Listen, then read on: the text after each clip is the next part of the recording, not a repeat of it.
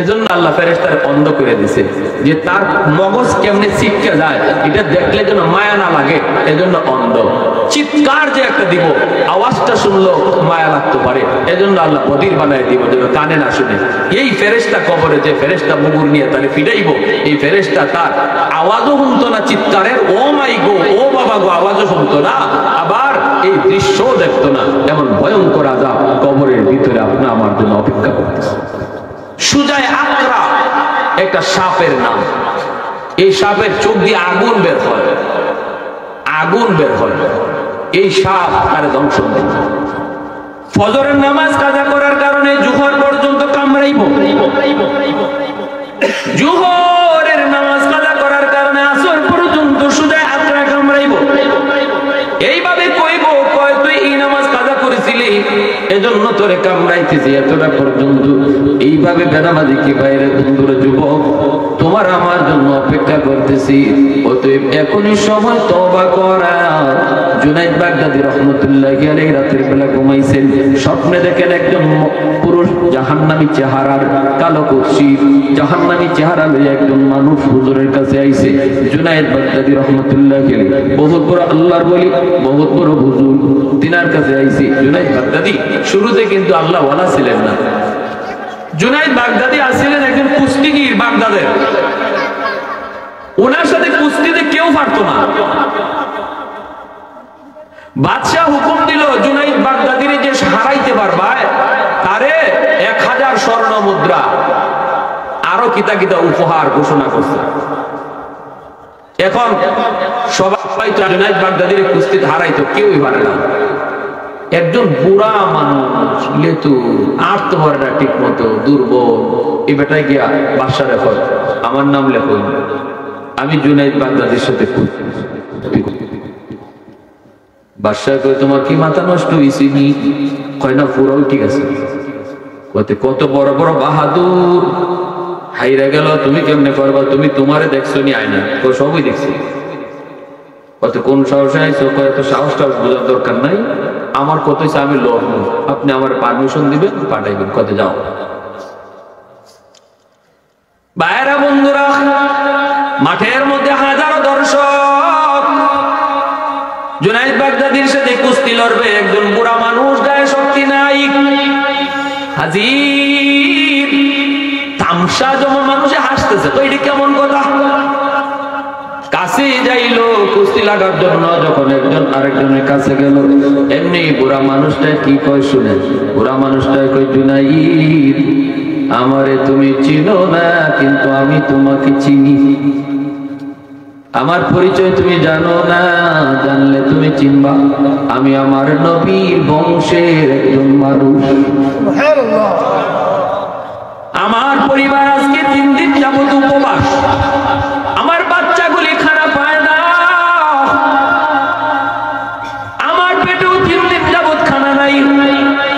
মায়ার নবীর বংশের কিছু ফ্যামিলি, বংশের কিছু মানুষের পেটে খানা দেওয়ার ব্যবস্থা হবে তুমি যদি আজকে আমার কাছে হেরে যাও। সুবহানাল্লাহ। নবীর বংশের কিছু মানুষের পেটে খানা জুটবে যদি আজকে তুমি কুস্তিতে ইচ্ছা করে হেরে যাও। আমি যদি জিতে যাই 1000 স্বর্ণ মুদ্রা পাবো। ভাইরা বন্ধুরা এই কথা বলতে জুনাইদ বাগদাদীর যেন মাথায় আসমান ভেঙে পড়ল। কই কি সাথে সাথে দিলটা নরম হয়ে গেল। কয় ঠিক আছে আপনি যেভাবে বলবেন সেভাবে। কয় তুমি নিজেই তুমি হার মানবা, তুমি মাটিতে কইরা যাবা, আমি তোমার উপরে জয়ী হব। জুনাইদ বাগদাদী তাই করলেন, শক্তি দেখাইলেন না, এর মাটিতে দপাস করে পড়ে গেলেন। ওই বুড়া মানুষটা উপরে উইটা নিজের জয়ী জয়ী ঘোষণা করতেছে। দৌড়া মানুষজন আসছে, আইসে দেখি ঠিকই তো বুড়া মানুষটাই জুনাইদকে কপুকাত করে ফেলছে। সাথে সাথে ওনারে দইরা বিজয়ের মালা পরাইয়া 1000 স্বর্ণ মুদ্রা দিয়ে দিছে। ওই রাত্রে জুনাইদ বাগদাদী স্বপ্নে দেখে মরুর দুলাল আমার আপনার নবী জুনাইদ বাগদাদীর কাছে হাজির।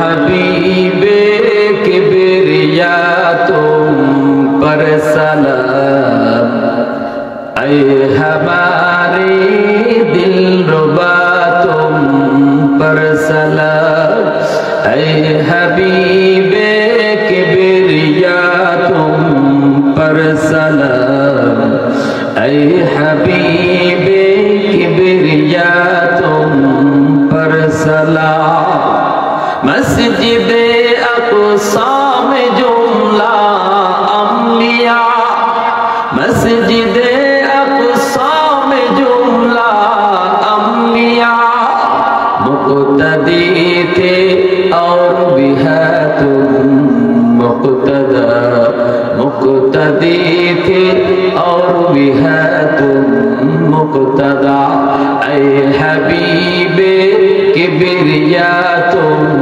पर सलाम ऐ हमारे दिलरुबा तुम पर सलाम दिल सदा के तारहा तुम पर सलाम दिल सदा के तारहा तुम पर सलाम ऐ इमामुल अंबिया तुम पर सलाम ऐ हबीबे किबरिया तुम पर सलाम अल्लाहु আকবার ওই জুনায়েদ বাগদাদি তিনি স্বপ্নে দেখেন একটা মানুষ জাহান্নামী চেহারা ওনার সামনে এসে হাজির হুজুর কই তুমি কেডা বা হুজুর আমি আপনার এলাকার একটা মানুষ অনেকদিন যাবত কবরে আযাব ভোগ করতেছি আমার কোনো আওলাদ নাই আছে একটা মেয়েটা নামাজ কালাম পড়ে না আল্লাহ রাসূল চিনে না আমার কথা একবারও আল্লাহর কাছে কয় না আল্লাহ আমারে কয় কি সন্তান রাখতে আসলে একটু আমার নামটাও শিখাই আসলি না একটু কোরআন কিতাবও শিখাইলি না আরে এই বাচ্চাটাই যদি একটু কোরআন কিতাব পড়তো তোর জন্য একটু কাঁদতো আমি হের উসিলায় তোরে মাফ করে দিতাম নিজে আমল করলি না বাচ্চাটারও আমল শিখাই আসলি না নিজে আমল করলি না বাচ্চাটারও কোরআন কিতাব শিখাইলি না যেদিন তোর বাচ্চা তোর কথা ইয়াদ কইরা আমি আল্লাহর কাছে কাঁদবো ওই দিন তোরে মাফ করে দিব জুনায়েদ বাগদাদির কাছে লোকটা কয় হুজুর আমি আপনার কাছে আইছি একটু সাহায্যের জন্য আমার মেয়ের কাছে খবরটা আপনি পৌঁছেন আর বললেন সে যেন আল্লাহর কাছে একটু আমার জন্য দোয়া করে একটু যেন আমার কথা ইয়াদ করে দান সদকা করে আল্লাহ এই উসিলায় আমার কবরের আযাব মাফ করে দিবে জুনায়েদ বাগদাদি ঘুম থেকে ওঠার পর তিনি ওই মহিলার সন্ধানে বের হলেন মানুষেরা কয় হুজুর মহিলা একটু খারাপ এর কাছে কেন যাবেন হুজুর কয় আমার প্রয়োজন আছে বাবা একটু কও কোথায় গেলে পাবো ওই যে ওই দিকে নদীর ঘাটে জুনায়েদ বাগদাদি আয়েশা মেয়েটাকে পেয়ে গেলেন মেয়েটাকে জিজ্ঞেস করেন মারে একটা খবর নিয়ে এসেছি কয় কার খবর কয় তোমার বাবার খবর আমার বাপের আবার কি হবে বাপ তো কত আগেই মইরা সাফ হয়ে গেছে কয় মা তোমার মরা বাবার খবর নিয়ে এসেছি গত রাত স্বপ্ন যুগে সে আমার সাথে দেখা করছে কবরের ভিতরে আযাব আযাব আযাব জাহান্নামের আগুনে পড়তেছে চেহারাটা কালো কুৎসিত সে বলছে আল্লাহ তারে জানাইছে তুমি যদি তার জন্য একটু দান সদকা করো দোয়া করো আল্লাহ এই উসিলায় তারে maaf করে দিবে মারে একটু বাবার কথা ইয়াদ করে একটু কও না বাবার কথা ইয়াদ করে একটু দান সদকা করো না মেয়েটা কলিজা শক্ত পাষাণ গুনাহ করে চরিত্র খারাপ এজন্য দিল পাষাণ দিলটা নরম হয় না বাবার কথা শুই না এক মুষ্টি পানি হাতে নিয়ে জুনায়েদ বাগদাদির দিকে ঢিল মারছে নাও এই পানিটা সদকা করলাম এবার যাও জুনায়েদ বাগদাদি মনে কষ্ট নিয়ে তিনি বাড়িতে ফিরে আসলেন হায় রে সন্তান যেই সন্তানের কারণে বাবা রাতকে দিন বানায় দিনকে রাত বানায় ওই বাবার জন্য এতটুকু দরদ সন্তানের কলিজায় নেই রাতে ঘুমাইছেন স্বপ্নে দেখেন ওই মানুষটা কত রাতের মানুষটা জান্নাতি চেহারা লইয়া সামনে হাজির জুনায়েদ বাগদাদি কয় ভাই পরিবর্তন কেমন করে হলো কয় হুজুর আমার মেয়েটা আপনার দিকে যে পানি মারছে এই পানিটা আপনার গায়ে পড়ে না এই পানিটা পড়ছে মাটিতে আর যে জায়গায় পড়ছে এখানে একটা পোকা দীর্ঘদিন যাবত পানির তৃষ্ণায় ছটফট করতেছে ওই পোকার মুখে পানিটা পড়ছে পানি খায়া পোকার জীবন রক্ষা হইছে পোকায় আমার জন্য দোয়া করছে সাথে সাথে আল্লাহ কবরের আযাব maaf করে দিয়েছে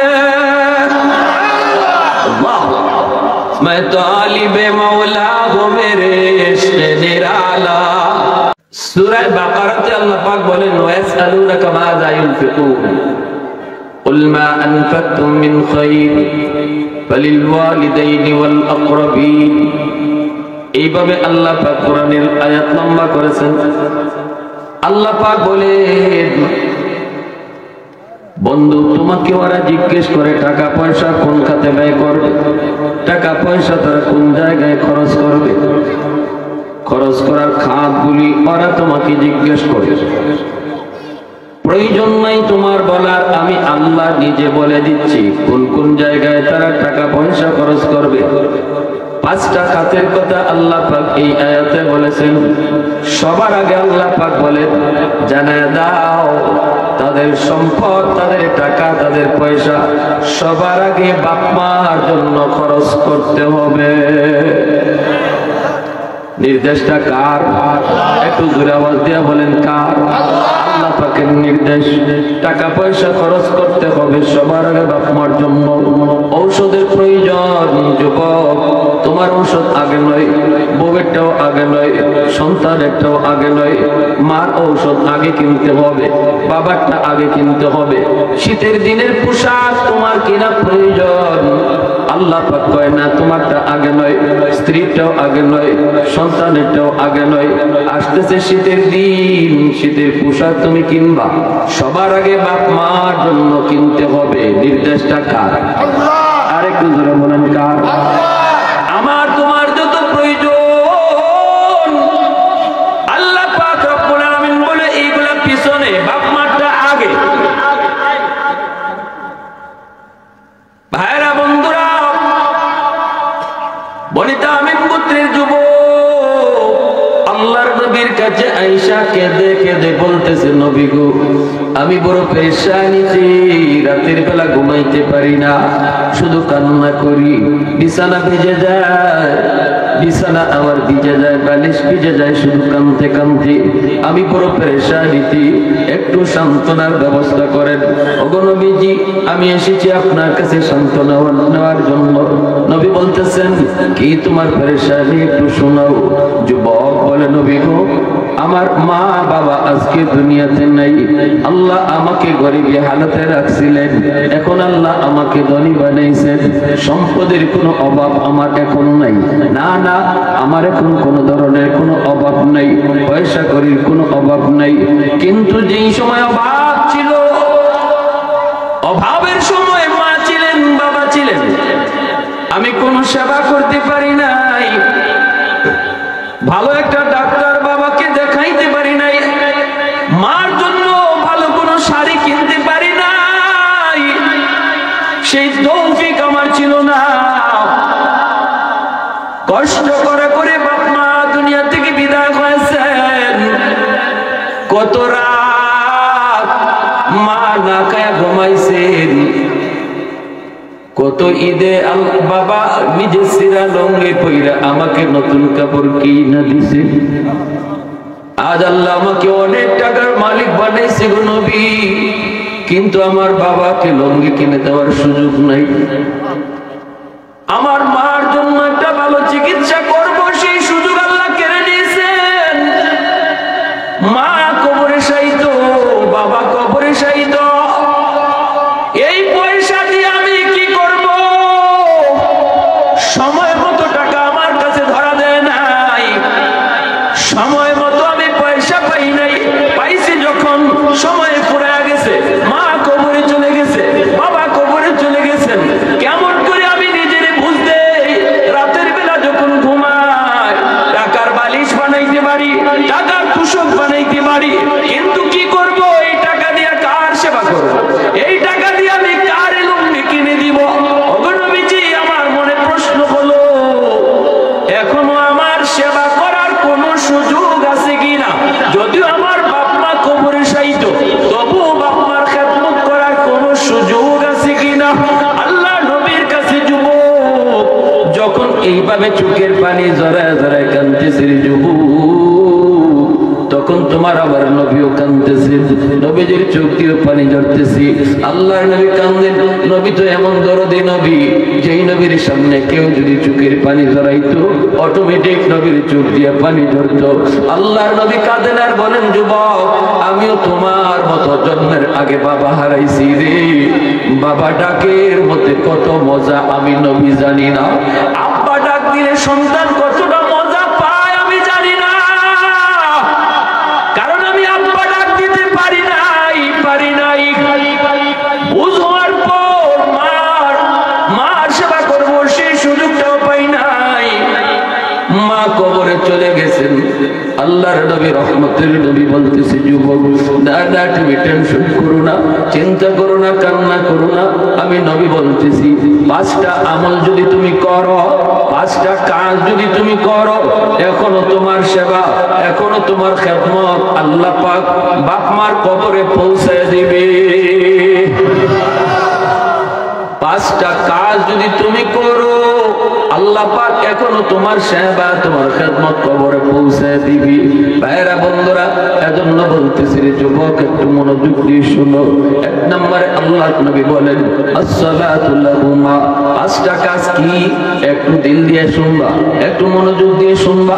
কথাগুলি নিজের কানে শুধু নয়, দিলের ভিতরে বসায় নিবা। মাহফিল তো সার্থক ওই মাহফিল, যেই মাহফিল থেকে কয়েকজন মানুষ, একজন মানুষও দিল পরিবর্তন করে উঠে। যেই মানুষটা বসছিল একরকম কিন্তু উঠলো আরেক রকম হইয়া, দিলে দিলে নিয়ত করলো, মালিক আর ভুল পথে চলবো না, আর অন্যায় করবো না, আর মার সাথে বাবার সাথে বেয়াদবি করবো না। এই চিন্তা লইয়া যদি কোনো মানুষ মাহফিল থেকে উঠে আর মাহফিল থেকে যায়, তার জন্য এই মাহফিল করানিটা সার্থক, আমাদের আশাটাও সার্থক। শুধু ওই মানুষটা উসিলায় আল্লাহ পাক গোটা মাহফিলটারে কবুল করে নেয়।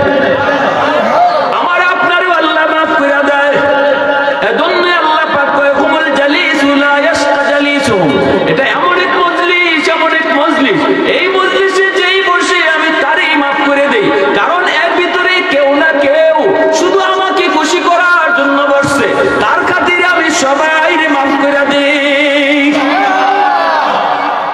সাধারণ কোনো মাহফিল নয়, দুনিয়ার মিছিল মিটিং এর পাহারাদারি করে পুলিশ, দুনিয়ার মিছিল মিটিং এর পাহারাদারি করে আর্মি বিডিয়া, কিন্তু কোরআন হাদিসের মাহফিলের পাহারাদারি করে রহমতের ফেরেশতা। আমি আপনি বাড়িতে যাই, ফেরেশতারাও বাড়িতে যাবে। আল্লাহ জিজ্ঞেস করবে, ফেরেশতারা তোমরা কোথায় ছিলা? ফেরেশতারা কইবে, মালিক ওই যে পুরান পাতারিয়া দাওয়াতুল কোরআন যুব সংঘের মাহফিল ছিল, আমরা তাদের পাহারাদার ছিলাম, আমরা তাদের সিকিউরিটি ছিলাম, আমরা তাদের চতুর্দিকে পাহারা বসাইছিলাম। তোমার বান্দারা বাড়িতে গেছে মাহফিল শেষ করে, আমরাও আমাদের বাড়ি ঘরে আসছি। আল্লাহ পাক জিজ্ঞেস করবে, আমার বান্দারা এখানে কেন গেছিল, কি জন্য বসা ছিল? আরবের ঘরের পরিবেশ রেখে তারা এখানে বসে বসে কেন কষ্ট করলো? ফেরেশতারা কয়, মালিক যা শুনেছি, যা বুঝেছি, ওরা সবাই তোমার কাছে জান্নাত চায়, জাহান্নাম থেকে বাঁচতে চায়। আল্লাহ তখন বলেন, আমার বান্দারা কি জান্নাত দেখছে? এরা কি জাহান্নাম দেখছে? কয় না গো মালিক, ওরা জান্নাত দেখে নাই, জাহান্নামও দেখে নাই। আল্লাহ পাক তখন কয়, যে বান্দারা জান্নাত দেখলো না, জাহান্নামও দেখলো না, জান্নাতের আরামায়েশের কোনো দৃশ্য দেখলো না, জাহান্নামের আযাব গজবের কোনো দৃশ্য দেখলো না, এরপরও আরামের ঘরের পরিবেশ হইয়া এই মাঠের মধ্যে বইয়া যারা আমি আল্লাহর কাছে জান্নাত চাইলো, তোমরা ফেরেশতারা সাক্ষী থাকো, আমি আমার ওই সকল বান্দাদের জন্য জান্নাতের ফয়সালা দিয়া দিলাম। এজন্য রে ভাই, এটা অনেক বড় বরকতি মজলিস। প্রশংসা করব কার? একটু জোরে মালিকের নাম বলেন, কার?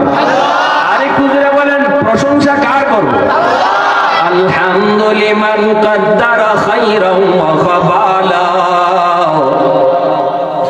আলহামদুলিমান কাদ্দারা খাইরান ওয়া খাবালা, ওয়া শুকরু লিমান সাওয়ারা হুসনাহু ওয়া জামালা, ফরদুন সামাদুন আন সিফাতিল খালকি বারিউন, রব্বুন আযালিয়্যুন খালাকাল খালকা কামালা, লা জিদ্দা ওয়ালা নিদ্দা ওয়ালা হাদ্দা মাওলা লা জিদ্দা ওয়ালা নিদ্দা ওয়ালা হাদ্দা লি মাওলা আল আনা কামা কানা ওয়া লাম ইয়ালকা যাওয়ালা আল আনা কামা কানা ওয়া লাম ইয়ালকা যাওয়ালা মুহাব্বতের সাথে বলেন আল্লাহু আকবার। আল্লাহর নবী রহমতের নবী বলেন এক নম্বরই তোমরা বাপ মার জন্য বেশি বেশি করে দোয়া করো। এর যুবক দ্বীনের নবী একজন যুবককে সামনে নিয়ে ওয়াজ করতেছেন। নবী বলেন একজন, বক্তা একজন, নবীর সামনে শ্রোতা হলো একজন। শ্রোতা কয়জন? জোরে বলেন কয়জন? একজন শ্রোতাকে সামনে রেখে মায়ার নবী একটা দামি ওয়াজ শুরু করলেন। আল্লাহু আকবার, জোরে বলেন। তাহলে বোঝা গেল শ্রোতা কম না বেশি এটা ম্যাটার নয়, কে কতটুকু দিল নিয়ে কথাটা গ্রহণ করে এটা হলো বিষয়, ঠিক কিনা? একজন শ্রোতাকে সামনে রেখে মায়ার নবী যে ওয়াজ শুরু করে